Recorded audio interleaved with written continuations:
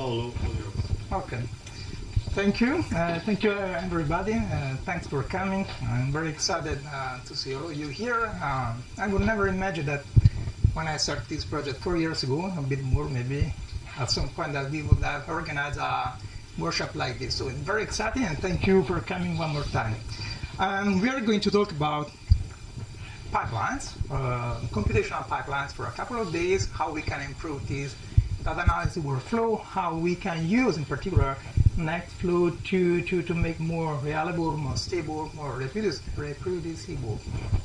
And so the first thing that can be interesting for new people that is coming to the workshop, what is the main difference with Nextflow compared to other tools? There are plenty of these tools around there. I have a page on GitHub where there are something like 100, even more tools for data analysis workflow, with Galaxy, SnagMail, CWL, a lot of these tools. So first thing can be interesting. So how is different Nextflow compared to other platforms, to other frameworks? One first thing that we wanted to have from the beginning when we started to implement this project was to have a way to improve the portability of this workflow across different platforms.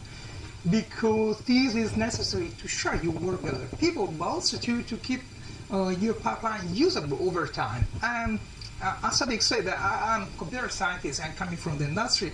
And when I started to work this way, I was shocked to see people implementing so complex pipeline, but it was quite impossible to run in a different system. Most of the time was very tied to a specific cluster engine, to a specific platform, and even to share with a colleague in the same lab was very difficult. So from the beginning, I wanted to find a way to solve this solution, also to enable the transition into the cloud. That is surely the next big thing that we need to support.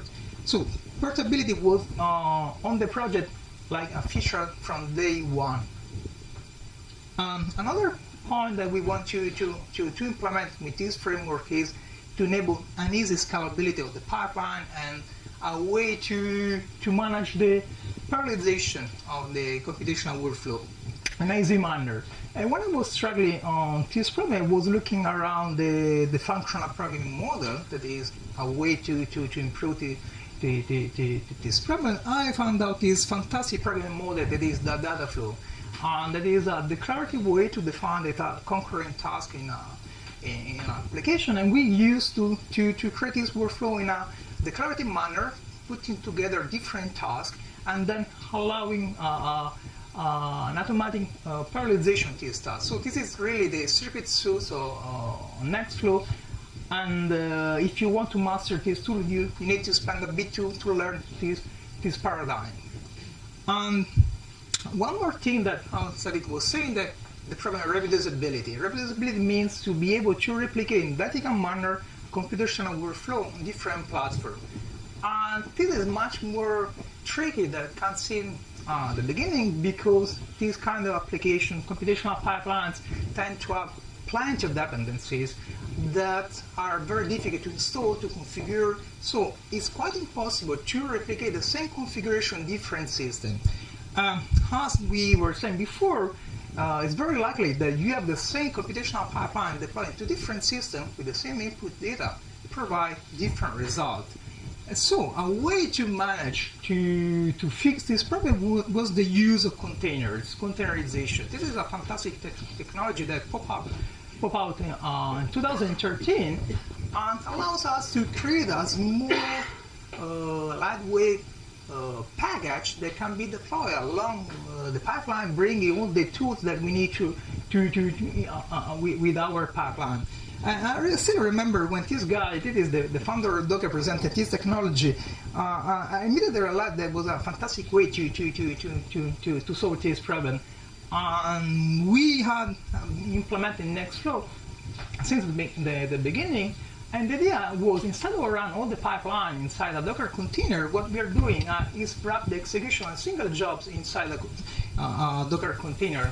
This way, the job does not depend anymore in the underlying infrastructure, but only depends on the environment provided by the container. This guarantees that you can deploy the same pipeline in different environment with the same configuration that the developer or the pipeline provided. Other than Docker, we are supporting also Singularity. That is an alternative implementation for containers for HPC. This is very important because Docker is a fantastic tool, but has some security concern and usually cannot be deployed in a HPC data center or a supercomputer. Instead, Singularity fixed this issue. Using Nextflow, you can switch from one technology to another just with a configuration setting. So you can target different environment without having to change your code in your pipelines. So we have these two.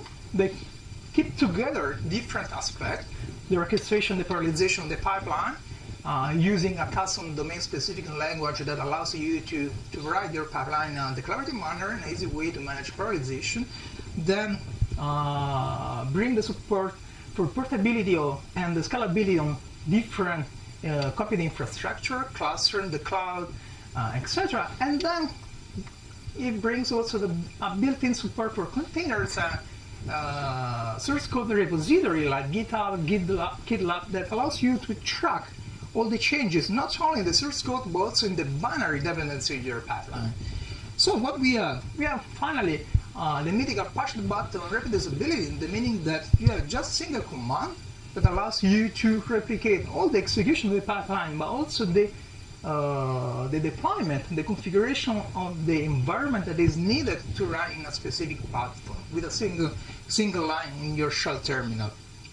And so what are our best practices to achieve this? Okay, use Nextflow, but I don't want to stress even more on this, but it's not enough. The meaning that Nextflow allows you to implement some best practices that are this: publish your code from day one in a GitHub repository, because this helps to share with other people to track the changes. And the same way, isolate the pipeline dependencies, the tools, whatever you are using, the configuration using a Docker container or more container, depending how you want to organize your project. Then this is also a very important thing, in my opinion. Always try to create a small data set that allows you to easily test or replicate your pipeline quickly without having to wait 1 day or more, because genomic data tend to be very big. So when you want to run your pipeline, you need to spend a lot of time. Instead, if you manage to find a little data set to replicate the execution of your pipeline quickly, it's much easier. Even because all of this allows you to use a continuous integration server like Travis, Drone, Circle that make it possible to test timely any change that you're doing in your project. So these are, in my opinion, the best way to manage a pipeline in a consistent manner over time. Few words about the Cedar project. We started to March 2013, so almost 5 years.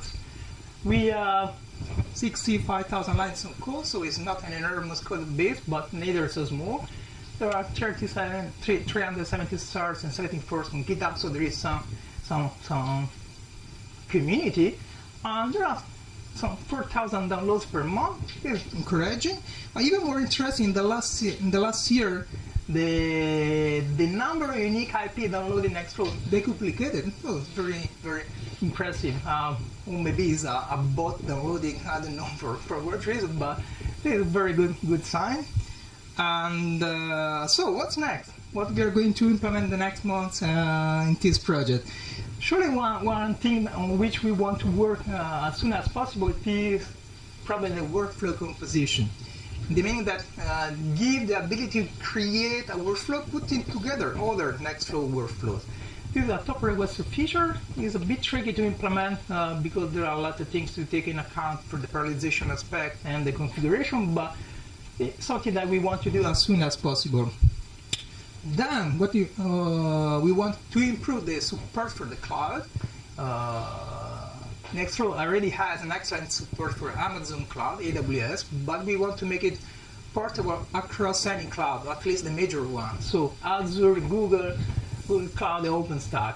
always having this approach that I call no ops, in the meaning that you don't need to pre-configure the cloud environment, but you just deploy the execution of your Nextflow pipeline, and then the environment automatically set up a transient cluster to allow you to run this pipeline.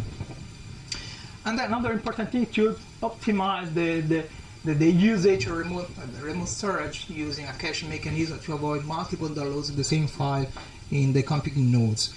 And this regarding the unmanaged cloud, but also we want to support managed cloud environment like AWS. This is a new service provided by Amazon infrastructure.